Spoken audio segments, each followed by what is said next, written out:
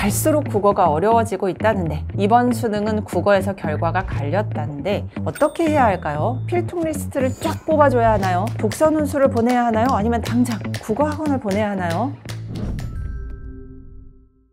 안녕하세요, 분당 강쌤입니다. 집에서 하고 있는 국어 공부 어떻게 하고 있으신가요? 국어가 갈수록 어려워졌다는 말 다 아실 겁니다. 2022년은 특히 국어로 인해 대입에 실패한 학생들이 무척 많았죠. 주요 과목 중 학생들이 가장 어려워했던 과목도 국어였습니다. 자, 오늘 영상의 취지부터 말씀드릴게요. 오늘은 모든 분들을 위한 영상이 아니라 구독자님들을 위한 영상입니다. 앞으로 영상 몇 개를 시리즈로 만들려고 하는데요. 이 영상들은 제가 일방적으로 끌어가는 방식이 아니라 구독자 여러분들과 함께 만들어 가려고 하고 있습니다. 제 채널은 강남이나 분당, 목동처럼 사교육을 많이 받을 수 있는 환경에 있는 분들이나 해외로 유학을 준비 중인 분들을 위한 영상은 아닙니다. 교육에 대한 정보가 모여있는 지역은 어차피 많은 정보가 있으니 그 정보들을 활용하시면 되겠지만, 전국적으로 보면 교육 정보가 부족한 지역이 더 많습니다.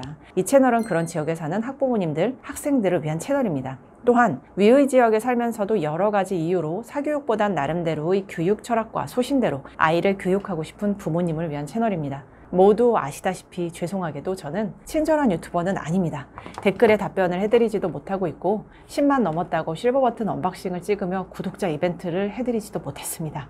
아시다시피 프리미엄 서비스를 하거나 라이브 생방송을 하지도 못하고 있고요. 여러 이유로 안 하는 부분도 있고 못하는 부분도 있습니다. 성격도 있는 것 같아요. 그리고 전업 유튜버가 아니다 보니 업로드도 느리고 많은 영상을 드리지도 못하고 있죠. 말씀드리다 보니 정말 죄송하네요. 이렇게 많은 불편함과 불친절함에도 늘 응원해 주시고 신뢰해 주셔서 진심으로 감사하고, 또 한편으로는 죄송하게 생각하고 있습니다. 댓글에 답변을 달아드리지는 못하는데 올려주시는 모든 댓글은 다 보고 있어요. 그래서 많이 하시는 질문들은 영상으로 찍고 있고요. 제가 워낙에 댓글을 달아드리지 못하다 보니 신기한 현상도 일어나더라고요. 어떤 부모님이 댓글로 질문을 하시면 다른 부모님이 답변을 해주시는데, 읽는 저도 깜짝 놀랄 만큼 전문적이고 좋은 방법도 많고 저도 배울 것이 있는 댓글들도 있었어요. 정말 좋은 방식을 아낌없이 공유해 주시는 분들도 많아서 아주 감사했습니다. 이 댓글들을 보다가 아이디어들이 생겨서 이렇게 영상을 찍게 되었습니다. 자, 이번에 채널의 주제는 사교육 없이 명문대 가는 방법 찾기입니다. 다만 제가 일방적으로 강의를 해드리기보다 함께 이야기를 나누며 완성해 나가면 좋겠습니다. 방식은 다음과 같습니다. 1. 제가 드리는 질문에 대한 답변을 댓글로 참여해 주세요. 2. 다른 댓글들에 대해서 답변해 주셔도 좋습니다. 3. 댓글들을 보시다가 궁금한 내용은 또 질문을 해주셔도 좋습니다. 더 심플하게 말씀드려 볼까요? 이것도 좀 복잡하죠? 오늘 질문을 들으시고 그냥 하고 싶은 말씀을 하시면 됩니다. 제 질문에 좋은 답변을 해주신 분의 글을 선택해서 소개해드리고, 많이 나오는 질문에 대해서는 제가 직접 답변을 드리겠습니다. 자, 오늘의 질문입니다. 다음 질문 중 가능한 만큼만 댓글로 답변을 달아주시면 됩니다. 질문 1. 집에서 하는 국어 공부 어떻게 하고 있으신가요? 학년과 방법을 공유해 주세요. 질문 2. 국어 공부를 하면서 가장 어려운 부분은 어떤 부분이었고, 이 부분을 어떻게 해결하고 있으신가요? 아직 해결책을 못 찾으셨다면 어려운 점만 말씀해 주시면 됩니다.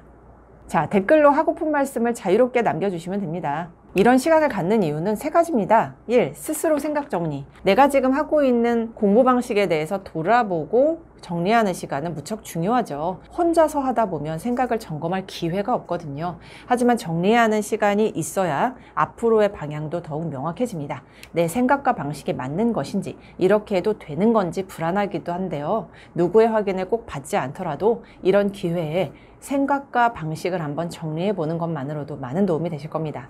2. 상호작용.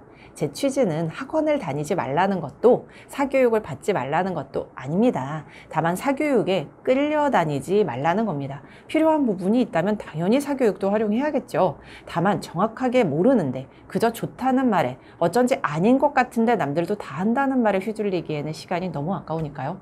휘둘리지 않으려면 바른 선택을 할 수 있는 안목이 필요하고, 안목을 키우기 위해서는 나름의 공부를 해야 합니다. 그런데 엄마표 공부의 문제가 의견을 나눌 수 있을 만한 곳이 마땅치 않다는 거죠. 지금까지 1년이 넘는 시간 저 나름대로는 영역별로 많은 이야기를 했습니다. 하지만 여전히 해소되지 않는 의문도 있으실 거고, 효과를 보신 방법들도 있으실 겁니다.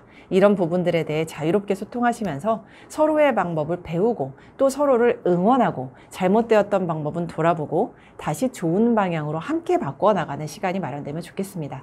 3. 생각 깨기. 최근 화제가 된 책을 보게 되었어요. 자청님의 역행자라는 책이었는데요. 돈, 시간, 운명으로부터 완전한 자유를 얻는 7단계를 공식처럼 만드셨더라고요. 그 1단계를 자의식의 해체라고 만드셨습니다. 이 부분에서 많은 공감을 했어요. 저는 성장의 1단계가 생각을 깨는 것이라고 생각하기 때문입니다. 모든 사람은 자신의 생각의 틀이 있고 이것은 가난한 사람이나 부유한 사람이나 똑똑하거나 멍청하거나와 상관없이 누구에게나 있습니다. 저도 마찬가지입니다. 이 틀은 나이가 들수록 견고해지고 이 틀이 완전히 굳으면 사람의 생각은 더 이상 성장을 하기 어려운 상태가 됩니다. 지혜로운 사람이 되기 위해서는 두 가지가 필요합니다. 틀을 깨야 합니다. 또 틀을 넓혀야 합니다. 그렇게 현재의 틀을 깨야 한 단계 위의 생각으로 올라설 수 있고 그렇게 틀이 넓어져야 더 많은 것을 담을 수 있고 더 많은 기회를 얻을 수 있습니다. 저 역시 제 생각의 틀을 계속 깨어나가는 과정 중에 있습니다. 학생들의 경우 좋은 강의를 듣는다고 성적이 향상되지는 않습니다. 강의를 듣고 자기 공부를 어떻게 하느냐에 따라 성적이 변화된다고 봅니다. 따라서 양질의 강의보다 중요한 것이 자기 공부 시간입니다.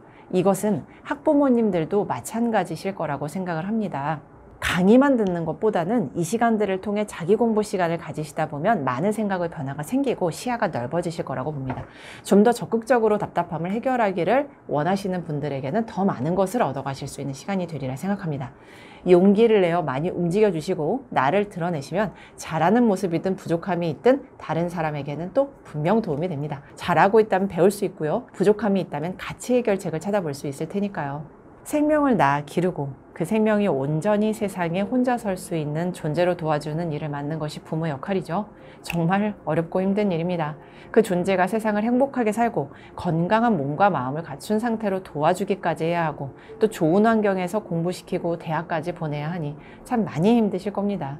만약 어떤 상황이 여의치 않거나 혼자서 아이를 양육해야 하는 상황이라면 혹은 어떤 책임을 온전히 홀로 져야 하는 상황이라면 힘들기도 하고 외롭기도 하고 또 때론 아이에게 미안하기도 하고 걱정도 되는 상황들이실 겁니다. 함께 해나가면 좋겠습니다. 이 공간에서는 솔직하게 자신을 드러내고 함께 나누고 서로가 서로에게 잘하고 있다고 따뜻한 격려와 응원을 나누는 공간이 되기를 바랍니다. 다시 말씀드리지만 교육은 옳고 그른 것이 없습니다. 이렇게 고민하고 서로의 이야기를 들어주고 내 이야기를 나누는 것만으로도 이미 충분히 훌륭한 부모님들이라고 진심으로 생각하고 있습니다. 잘하고 계십니다. 오늘도 영상 시청해 주셔서 감사합니다. 저는 더 도움이 되는 영상으로 뵙겠습니다. 감사합니다.